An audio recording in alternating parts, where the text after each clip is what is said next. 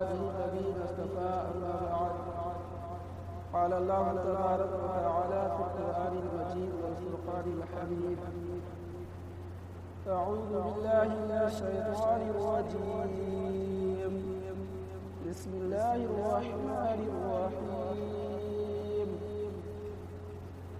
إن الله يأمر أن تؤدوا الأمانات إلى أهلها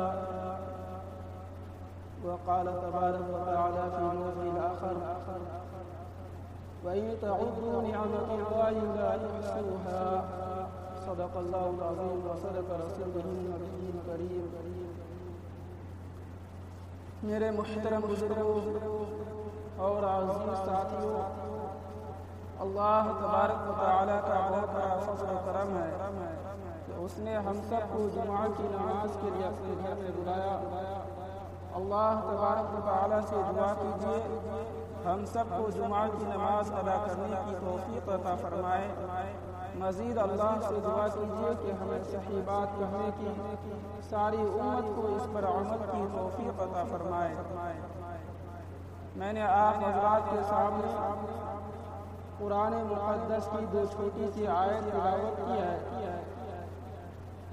اللہ تبارک و تعالیٰ نے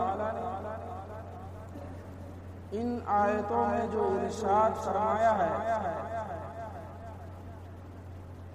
ان کا ماحصل آپ حضرات کے سامنے انشاءاللہ العزیز ابھی کچھ دیر کے بعد بیان ہوگا.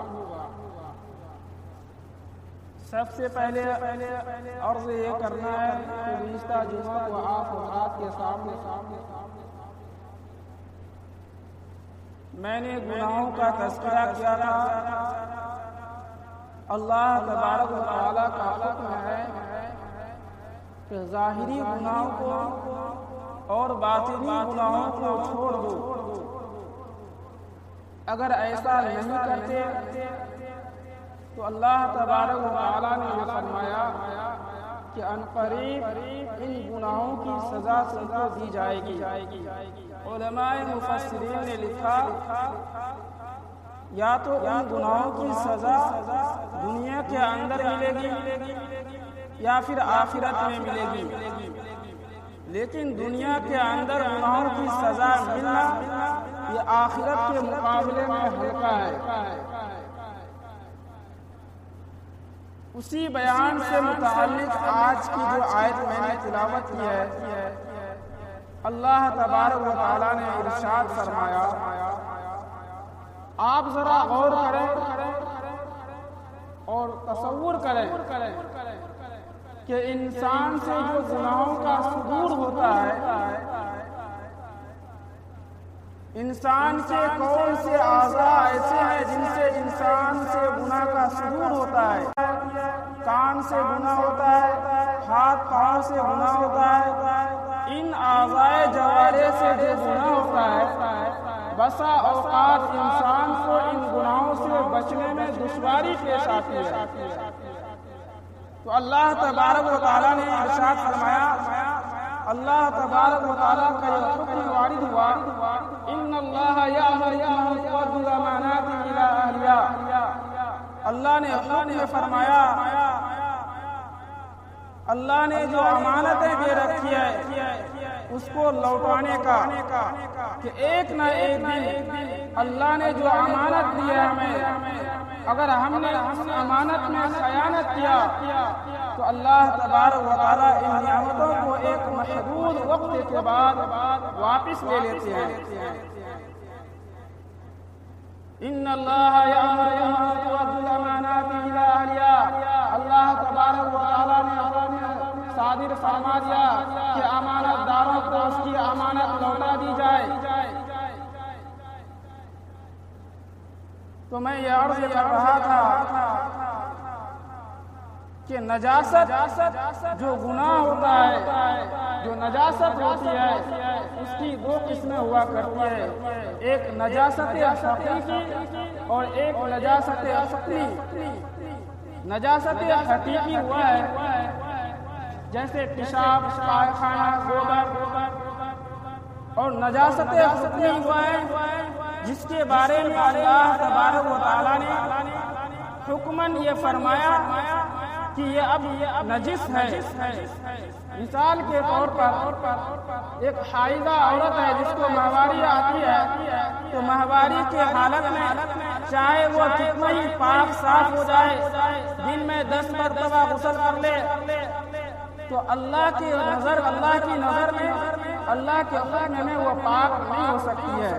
اسی طرح سے وہ عورت جس کو نفاس کا خون آتا ہے، وہ خوب غسل کر لے، نہا لے، دھو لے، خوب عطر خوشبو لگا لے، لیکن حکماً وہ ناپاک رہتی ہے، نماز نہیں پڑھ سکتی ہے، قرآن کی تلاوت نہیں کر سکتی ہے۔ اسی طرح سے جو مشرک لوگ ہیں، یہ حکماً اللہ تبارک و تعالیٰ کے نزدیک ناپاک ہے، نجس ہے، حکماً ناپاک ہے، تو ایسے ہی گناہ اللہ تبارک و تعالیٰ کی نظر میں ناپاک ہے۔ ہم اپنی زندگی کو کب تک نجس گزاریں گے؟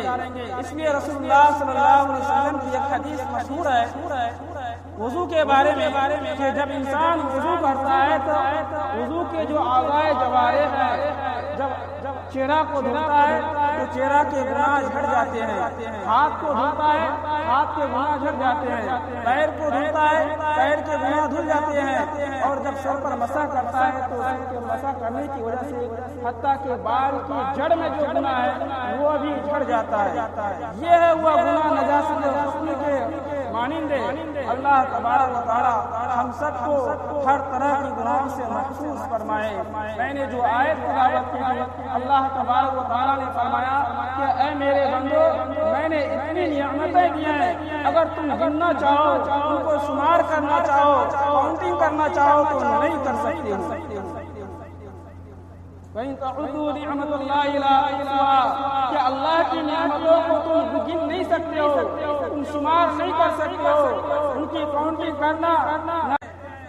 ذرا تصور کیجئے کہ اللہ تبارک و تعالی اگر ہمیں عقل نہ دیتے تو ہم پاگل ہوتے، اللہ تبارک و تعالی ہاتھ نہ دیتے تو ہم اندھے ہوتے، اللہ تبارک و تعالی آنکھ نہ دیتے تو ہم اندھے ہوتے، اللہ تبارک و تعالی ہمیں زبان نہ دیتے تو ہم گونگے ہوتے، اللہ تبارک و تعالی ہمیں مال و دولت نہ دیتے تو ہم کنگال ہوتے، فقیر ہوتے، اللہ تبارک و تعالی اولاد نہ دیتے لا ولد ہوتے، اللہ تبارک و تعالی عزت نہ دیتے تو بے عزت اور ذلیل ہوتے، اللہ تبارک و تعالی پیر نہیں دیتے تو ہم لنگڑے ہوتے۔ یہ اللہ تبارک و تعالی کی کتنی نعمتیں ہیں، اس کا احساس ہمیں نہیں ہوتا ہے۔ ان میں سے کوئی ایک نعمت اللہ تبارک و تعالی چھین لے کہ اس نعمت کا جو احساس ہوگا۔ آپ ذرا تصور کیجئے، آپ فرض کر لیجئے کہ اگر کسی کے دونوں ہاتھ نہ ہو، دونوں ہاتھ دونوں بازوؤں سے ختم ہو جائے تو اس کو کتنی دشواریاں ہوگی، وہ اپنی جو ہے بشریت کا تقاضا کیسے پوری کرے گا، وہ کھانا کیسے کھائے گا، پانی کا گلاس تو اٹھا نہیں سکتا ہے، اگر جاڑے کا موسم ہو، لحاف بستر سے گر جائے، بدن سے پھسل جائے تو وہ لحاف کیسے اٹھا کے اپنے بدن پر رکھے گا۔ یہ وہ نعمت ہیں جب ہم اس پہ تصور کریں گے، اس میں غور و فکر کریں گے تو ہمیں احساس ہوگا کہ اللہ تبارک و تعالیٰ کی یہ کتنی بڑی نعمت ہے جو اللہ تبارک و تعالیٰ نے ہمیں مفت میں دیا ہوا ہے۔